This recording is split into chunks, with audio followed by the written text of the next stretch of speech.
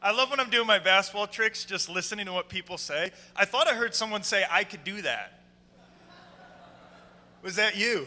There's always a wise guy in the orchestra. Give him a big round of applause. Yeah. Come on up here, man. Come on up. No, I'm just kidding. I can't play any instruments. This is my instrument doing basketball. I also heard someone say, that's cool. When we go into schools, the kids just make me smile because they say whatever comes on their mind. My favorite place to go is elementary school because all I have to do to impress a kid is this. All the kids are like, whoa. If I really want to surprise a kid, I just start spinning the ball. They're like, whoa. If I want to make a kid pass out, all I do is this. Kids are like, it's great everywhere, just dropping out. I love when I walk in the room too because I'm a little weird. I have a tattoo on my head. You're going to hear my story. It's a long story and it's weird. When I walk into the room, all the teachers are like, where did they get this guy? They think I'm just going to talk about all my drug habits, you know?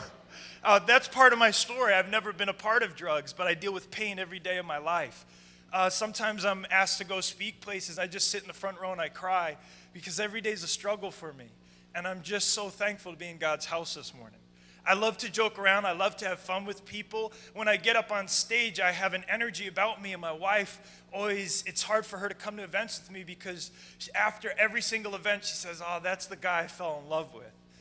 It's gotten harder over the years. Every day is not like this for me. It's easy for me to grab a microphone and to be excited when I got adrenaline flowing through my body.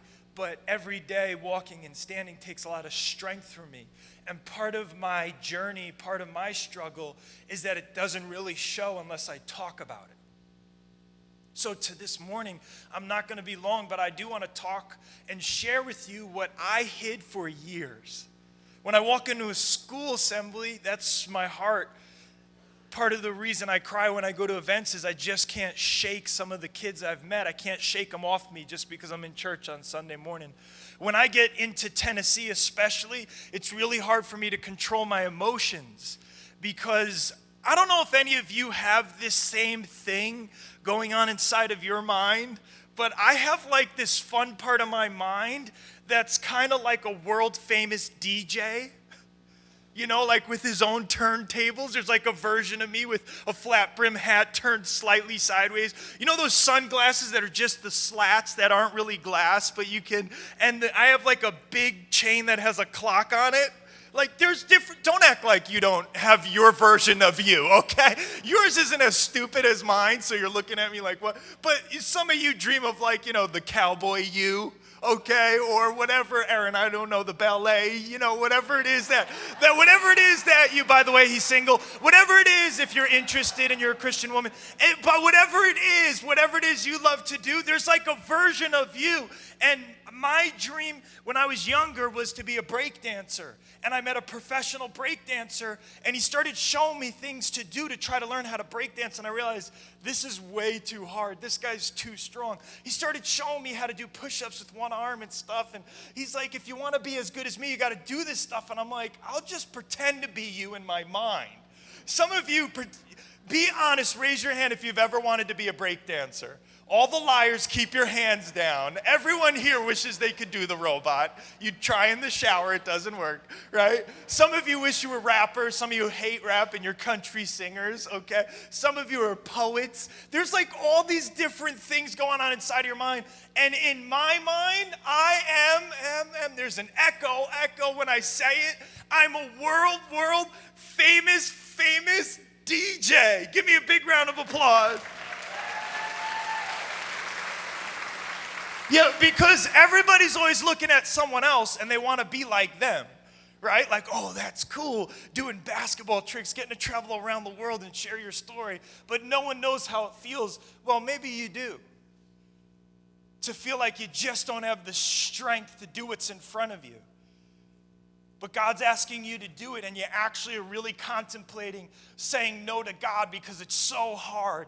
Because there's this like other guy or girl inside of you, and just being them is a whole lot easier because all you imagine about them are the easy things they get to do. I don't think about the DJ's traveling lifestyle, or I don't think about setting up all the equipment or learning and taking classes and all the tech. No. I'm just in front of the crowd. Everybody put a hand up like this. Yeah, and everybody just go like this real quick. I just picture myself in front of crowds of people. No, hold up. Everybody just put a hand up. If you don't have an arm, lift a cane. Just do so. Yeah, just like, come on, just. Hold on, I'm going to keep trying till I get more participation. Just go ahead and nudge the person next to you. Get a hand up in the air and just, yeah, and in my mind, it's like the whole crowd is just like, yeah, this guy's the world's greatest DJ. Some of you are like, I'm not raising my hand. You can't get me to have fun, no matter how hard you try. I just love seeing all the grandmas go. It's usually the grandmas and the grandpas who participate the most. Isn't that funny? But in my mind, I'm a world famous DJ, and I've got to admit something. Every time I come to Tennessee, there's just this one song that Super Seth, that's my DJ name, that Super Seth has to play. There's this one song, and I need everyone to just play along with me for a minute. Everybody just slowly, as the music comes on, just slowly start to raise your hand. Don't bug out. Just trust me. Turn this music up just a little bit. Turn it up just a little bit. Yeah, like the DJ's right about to get on stage. Everybody just put a hand up like this. And every time I come to Tennessee, I'm just like this. Yeah, I'm in Pittsburgh and I'm going through the security line. And it's not fun, but in my mind, DJ Seth is already in Tennessee.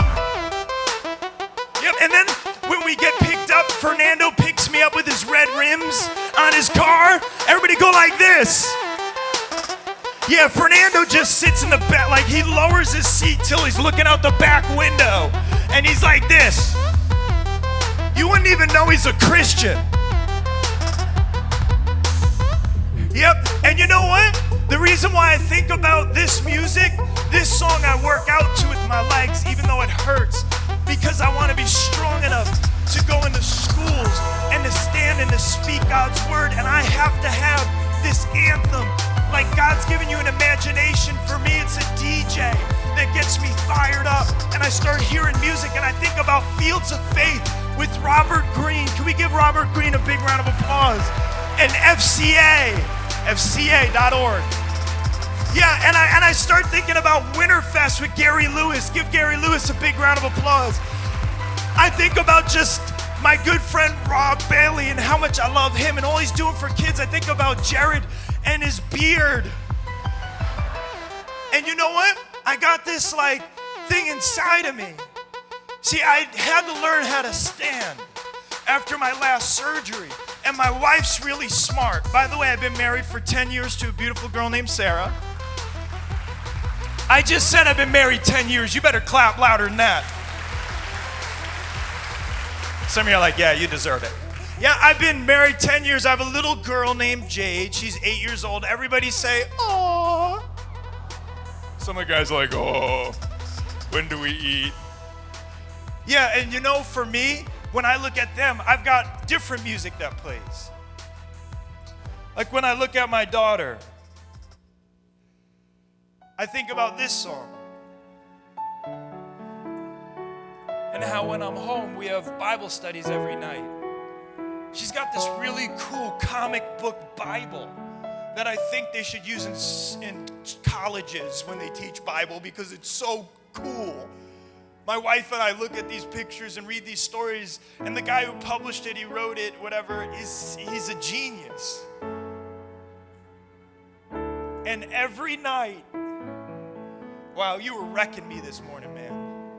You were wrecking me when you were talking about being baptized but holding things out. And I just laid in my bed last night thinking, what in the world am I doing with my life? This is crazy. So my daughter's getting to the age where she cries when I leave now. So I just can't kind of scoot out, sneak away, and her heart not feel it. And I'm a dad who wants to be involved with his kid's life, and we're always together in our heart. That's what I say when I leave. And man, she was up on the steps of her bunk bed. She's got a bunk bed even though she doesn't have any siblings. Kids get whatever they want. All the parents like bitter, like, And you know what? Every night, I have her climb up on the steps of her ladder to her bunk bed so we can be eye to eye. And it's heaven. I'm not too deep. It's all I live for. Is that beautiful girl's, her eyes. And just holding my wife's hand. That's what I'm living for now. And man, when I hear this song, I think about the first outreach she ever did with me when she heard me speak somewhere. That she could remember. She was 6 years old, and I've got a picture of her on my phone with the extension cords that we were using for the sound system wrapped around her shoulder, and we were getting ready to walk into a gymnasium. And for months before that outreach, all we did was, after we'd read our comic book Bible, we'd lay down on the floor together. It's just comfortable for me instead of kneeling down. A lot of times I sleep on my chest instead of my back. I was born with what's called hip dysplasia. And I was told that I wouldn't play basketball again. I was told that I would never run again. See, my wife was smart the day I had to learn how to stand. Women are tricky. The doctor told me, tomorrow we're going to ask you to stand, and you won't be able to, but just remember, I represent the truth and you're a lie in the moments that you're having with your feelings. I've helped a lot of people, and I know today you're smiling because you're high on codeine, okay? But even with all the drugs tomorrow, you're not going to like me because I'm going to ask you to stand the day after surgery. And he was right. I was mad, forgot about that conversation the next morning when I woke up. But something changed my attitude. My wife walked in, and she was holding a little hand. And she knew what was waiting for me. And doesn't God do that for us? Doesn't He put people in our path, eyes that look at us and watch us, to help us get through the toughest times in our life? Because if we're honest, and we don't got to be that honest because God sees it all. You don't have to say, yeah, it's me. If we're honest, we all get to a point where our lives and who we are, it's not enough. It's not enough to keep pushing through the pain. But I found a reason to push through. See, God's faithful. When you're faithless, He's faithful. My wife came walking in with my daughter, and guess what happened? My attitude changed because my daughter has a way of bringing out of me the person I desire to be. I didn't complain, and I tried to stand, and guess what? Doctors were right, I couldn't stand. But something else started to happen. I started learning about issues of the heart. And I started envisioning myself doing everything because where I do my rehab, there's a swimming pool. And it says before you can achieve something, you must expect it from yourself. And God just spoke something weird to me. 2 Timothy 1:7 says, God has not given me a spirit of fear, but of power and of love and a sound mind. And when God speaks to you, He can give you a sound mind in the middle of a crazy situation where you should be afraid, but for some reason you're not.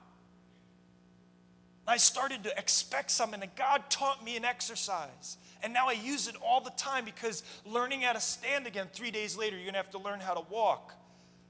We're going to just keep pushing it. You're barely going to stand, and then we're going to put you in a wheelchair. We're going to take you to rehab, and you're going to start stepping and walking, and you're not going to be able to do that either, but you're going to be real mad at us. So we're going to give you some more drugs. See, I've never used drugs. I've never been a part of drugs unless they were given to me in the hospital. I lost a friend at a young age. And I realized what that stuff can do to you, no matter what it is, not just street drugs. And so I literally stand by God's grace, and I go where I got to go by God's grace. I had this exercise God gave me, and he started giving me a way out. Just like the doctors, they'd give me small little things to do, and they seemed impossible. And if I kept going, I remember the first time they told me to move my leg after one of the surgeries, I just couldn't do it. My friend was there with me, trying to help me through it all, and they kept saying, if you could do it, do it. And I kept trying. I just started crying. And my friend looked at the doctor and said, you know, if you tell him to try, he's going to try even if it hurts him. And they said, good, he needs to. Another guy, when I was walking out, he was actually walking to the parking lot to go home because he was done, fully recovered and getting ready to go home. He had been through everything already, and he told me this, don't be afraid to make yourself cry in there. If you're not afraid to cry, you won't regret it. You'll become the person you need to be to get out of here.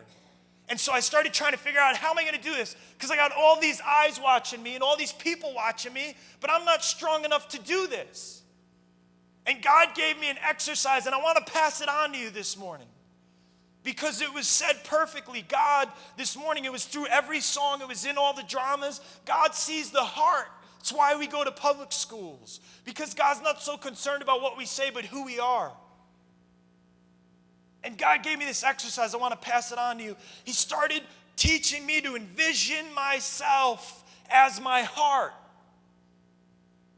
I know it sounds really weird. Proverbs chapter 3, verse 5 and 6 says, trust in the Lord with all of your heart. Lean not on your own understanding, but in all your ways acknowledge God, and he'll make your paths straight. Because sometimes it's hard to walk. And for me, I was frustrated. You know what God started showing me? Not just in learning how to walk and being an everyday person, but also at my events. I wouldn't know what to do. I get a little nervous before I speak, and I try to change everything and make things different and try to feel comfortable. And usually I never get comfortable. And I start, God, what do I do? And he gave me this little exercise. I did it physically, but I also do it spiritually. I picture who I am and what I'm doing with the posture of my heart. So there's times that I'm standing in front of a crowd, but what they don't know is I'm on my face because I feel so comfortable there. That's where I sleep and rest. And I just pray. There's times I don't feel worthy enough or strong enough to stand up and speak. But what I do is I picture in my heart being on my knees, because sometimes I don't want to draw attention to myself, but that's where I want to be. And so I go there in my heart and I picture it in my heart. Sometimes I just want to reach out to a friend, tell him I love him, make him everything okay. Let him know somebody's thinking about him, that someone's praying for him. But instead of doing it, first I picture it in my heart and I go to that place where I actually am praying for them. And I'm actually thinking about them. See, because for a long time, I lived the opposite way. I lived based on my outward appearance, and I neglected my heart. And I got to the point where my heart started to die. The Bible says to guard your heart, because out of your heart comes every issue that applies to life. And I got to the point where I was just so concerned about what other people and other eyes were looking at me and what they were thinking, that I didn't care about myself the way I should. And I started to neglect the heart and the cry of my heart. I was playing college basketball near New York City. I was doing well in my academics. The only problem was I was falling apart physically. I didn't know I was born with hip dysplasia. I started to limp. I was dunking off one step. I was one of the fastest guys on the team. I was lifting weights. See, if you don't know what hip dysplasia is, it's improper bone structure in your hips. I was born with a minor case of hip dysplasia. The other day I was at an elementary school and I had all the kids go like this. I looked in the crowd and some weird kid was crushing my head. I looked over, he's going. It was funny, but he did it the whole talk. I looked over 20 minutes later and he's going. I looked over again, he was doing it fast. Little kids don't bother me because I'm ADHD. I get distracted easy. I'm in the middle of talking and I'm like squirrel. You know, just looking out in the middle of nowhere, dreaming about pancakes. That's why I go to schools, because I can relate. I see a rowdy kid and I think, oh, cool. You know? I got to the point where no one knew the real me. I was performing in class. I was performing on the basketball court. But I wasn't guarding my heart. I wasn't even listening to the cry of my heart. I got to the point where dreams die on the inside before they die on the outside. And that's what happened to me. I got to the point where I just didn't want to live anymore. I'm not trying to be emotional or dramatic. I'm just telling you the truth. I added up everything on the outside because that's what I was focused on. And this is what I found. I did the math, and I was worth nothing. I woke up one morning and I couldn't play basketball. I tore my cartilage with my own bone structure. You have cartilage in your shoulders and hips like a cuff called the labrum. I had a left labral tear. See, the minor case of hip dysplasia are the worst because they go, listen to this, they go undetected for years. Most people lose the ability to walk in their early 20s. I lost the ability to walk when I was 19. I went through 10 different doctors. The 12th doctor figured it out. I ended up in the hospital of special surgeries in New York City, and I had surgery on my left leg, and I was assisted into a wheelchair. I went from being in a wheelchair to using crutches, to using a cane, walking, jogging, running, trying to play basketball again. When I got back up on my feet, I had all these new basketball tricks, but I didn't care about basketball. I started playing street ball in New York City, making just enough money so I could sleep on the floor at my friend's house in Queens, New York. I was eating out of a food bank. I didn't have enough money for a cell phone or clothes or all that stuff. People would want me to sign an autograph after one of our entertainment basketball games, and they'd want me to go hang out, and I act like I had other things to do, but I just couldn't go out because I didn't have money to hang out, and I didn't want people to know my real life. And I got to the point where I lost my college scholarship. I started to lose my friends because people thought I was arrogant. I thought I was cool. Look, be careful who you judge. I didn't think I was cool. I hated myself. If you would have walked past me on the night that I had a game plan to end my life, you wouldn't have known I was going to end my life that day. I had no emotions. See, dreams die on the inside before they die on the outside. And the biggest dream we all have is to be loved and to know that God created us for a purpose. See, that dream hides itself and entwines itself in different things that we experience in our life. I know you know this. So you dream about being a singer, or like these guys, you dream about that we're on the stage for the drama. You dream about being a football player, right? Football's big here. You dream about being an actress or a singer or someone who's financially powerful, but really all it is your desire to be someone that matters and is loved and valuable, hiding itself in the only version of something it can find. Until you meet Jesus. And when you read his life, if you've been on my Facebook, I posted my favorite picture I've ever taken. I was showing Fernando this morning. We were hanging out having breakfast. I try to say Fernando in my messages as much as I can. Me and Fernando were having breakfast, and I showed Fernando a picture. It's my favorite picture. So I gave the phone to Fernando. It was me reading my Bible at home last week. My daughter came over to me, you know how 8-year-olds are. I'm bored. I just finished playing with her for 3 hours. I was tired, so I took a break to read my Bible to find strength. You know? She's like an Energizer bunny. I'm bored, right? I'm like, oh, well, why don't you relax and sit down and read like Daddy? She went and grabbed her Bible and opened it up, sat next to me and said, I want to read about when Jesus died on the cross. Can you help me find it? We found it and we sat there together, and she read on her own while I was reading. I took a picture of it, a selfie or an ussie. I can't keep up. Hey, that's what I'm living for now. When I came to Fields of Faith, I shared a message about Elijah who wanted to die and asked God to take his life. He got so tired, he couldn't carry out his own plan, and he fell asleep. And when he woke up, there was an angel cooking for him a meal that was from heaven. And the angel said, you've just begun. The journey ahead is so long and full of so much purpose. God sent me to feed you because your body's not strong enough to do all the great things that are beyond what you can see right now. He went into the mountain, remember? The wind, the fire, the earthquake, but God's voice wasn't in any of that. It was the still, small calm. After all the miraculous, just knowing you're valuable and that God cares about you and he's real and he's there for you and he sees you in your journey. And he hears God say this to him. Listen to this. God keeps him alive. After that meal, he goes 40 days and nights on the power of that meal into the mountains to find God after he asked God to end his life. And he finally survives all these amazing, miraculous things like the wind smashing the rocks. I think about power when I think about wind smashing rocks, like Winterfest, how powerful it is. It shook my life just to be a part of it. But God's voice didn't speak to me as clearly as the earthquake when things are falling apart. Not even the fire when you're in the middle of using your talents and gifts for God. None of that is like the calm when it's just you and him and you've survived. And listen to what he hears from God. He hears this. Why are you here? That's what God chooses to say to him. Why are you here? Does anyone else have a sense of humor in their mind where you're like, are you joking? Are you kidding me? I'm here because you wouldn't let me die. You're the guy who fed me with the angel and kept me alive and led me by your spirit to climb this mountain, and I just survived the wind, the earthquake, and the fire, and I can't wait to hear from the mysterious God of the universe. And I finally get here after 40 days, and you're like, why are you here?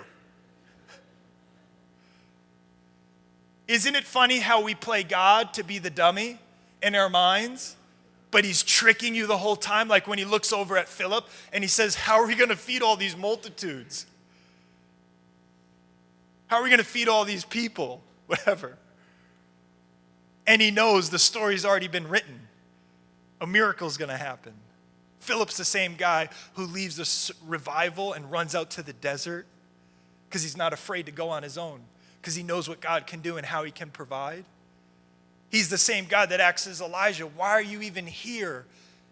And Elijah finally gets to this point, and I'm almost getting there in my ministry, in my life, and I hope you get there one day. I hope you experience really hearing from God in the stillness. I mean, from God. It's pretty awesome when you hear from God, but he can shake you because he's so unorthodox. He's like so weird sometimes. He'll ask you something you weren't expecting, and he might just say to you like, why are you here?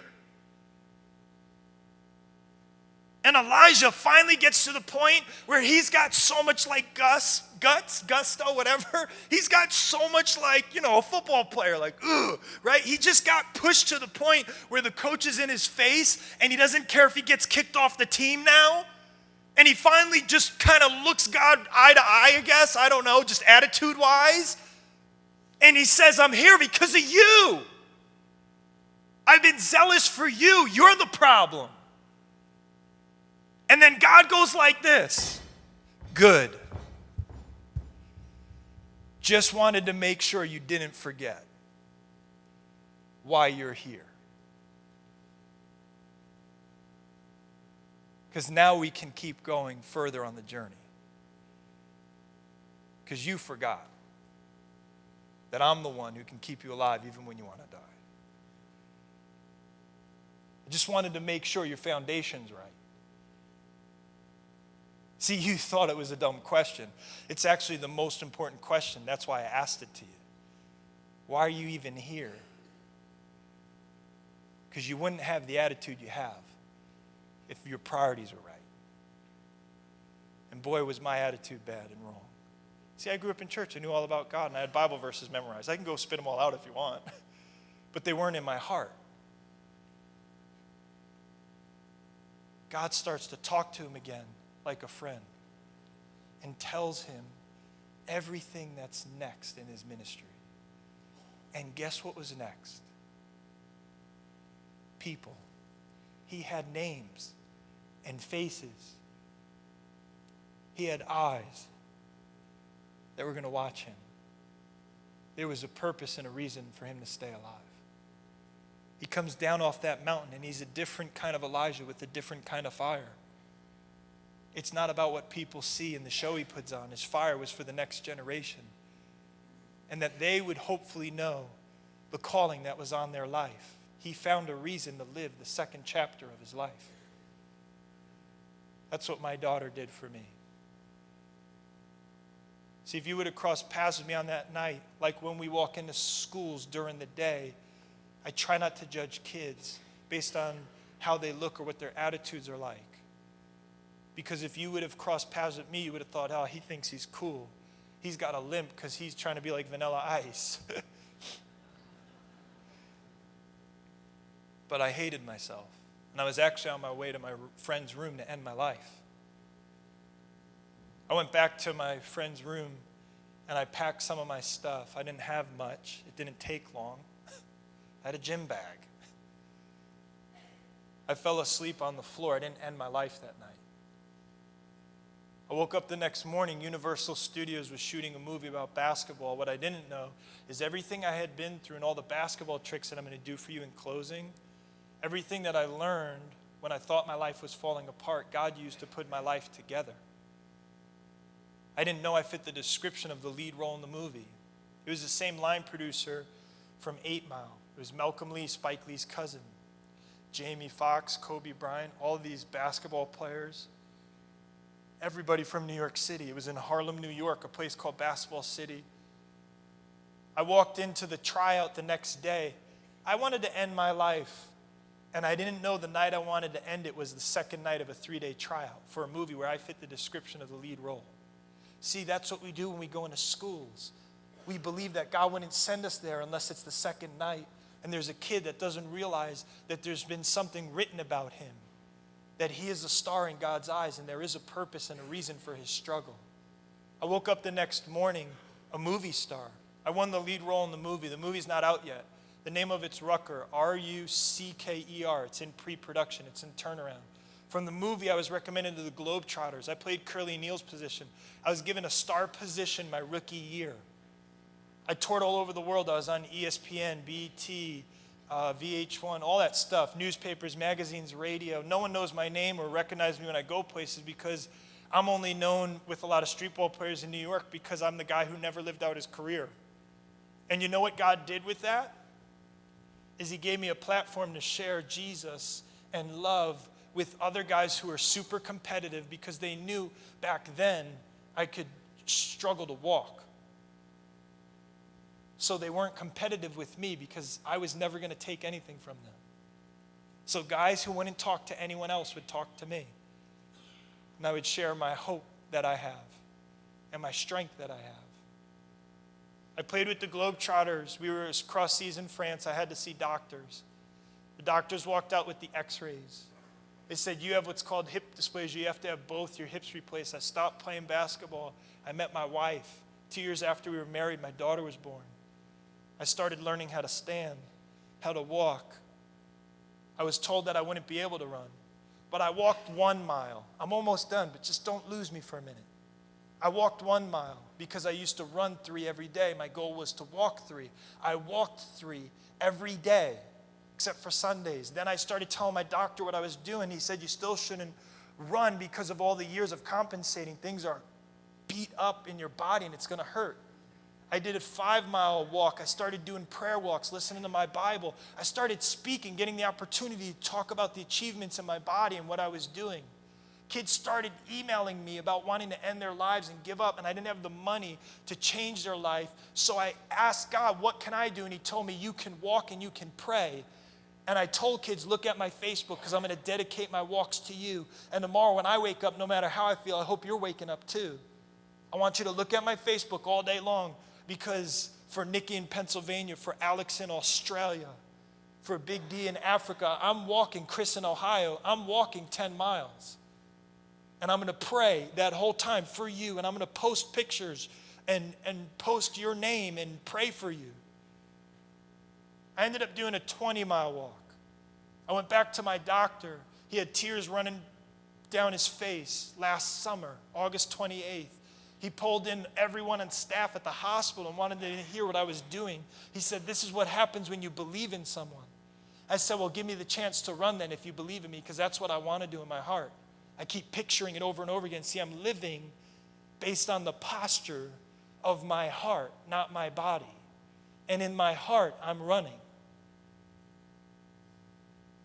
He said, if you can handle it, go for it. I found a baseball field, soft grass. I started running. I looked like a pirate. Kids were running. Their parents stared at me at the park.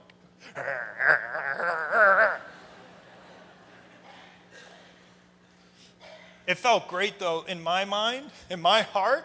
I was like a gold medal sprinter at the Olympics. I could feel the wind blowing through my hair, or my eyebrows. I don't know. It was killer. I looked at the video of it. I wasn't even running. I was just pumping my arms real fast, swinging my peg leg. I couldn't bend it all that good. I ended up running a quarter of a mile. I ended up running a half a mile.